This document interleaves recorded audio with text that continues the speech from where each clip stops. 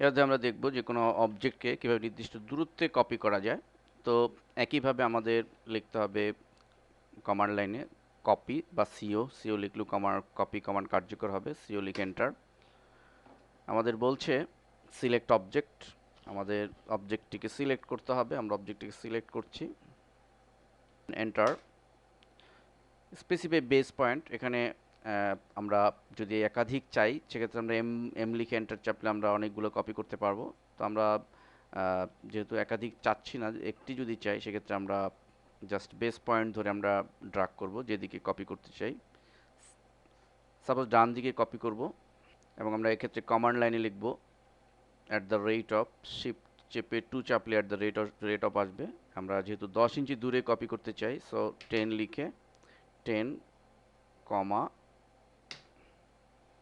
0 আমরা enter চাপলেই already 10 ইঞ্চি দূরে একটি সার্কেল কপি হয়েছে। আমরা যদি উপরের দিকে কপি করতে চাই, আমাদের একই কমান্ড একইভাবে শুধু উপরের দিকে আমাদের যখন বেসমেন্ট রিপ্লেসমেন্ট এই মেসেজটি দিবে, সেক্ষেত্রে আমরা জাস্ট মাউস দিয়ে উপরের দিকে এটিকে ড্রাগ করব এবং কমান্ড লাইনে আমরা সেই পরিমাপটা লিখব ঠিক এভাবে @0, 10।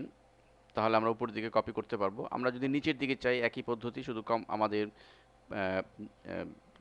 @0 আমাদের -10 দিতে হবে, তাহলে আমরা নিচের দিকে কপি করতে পারবো। এভাবে আমরা নির্দিষ্ট মেজারমেন্টে আমরা কোনো অবজেক্টকে কপি করতে পারি।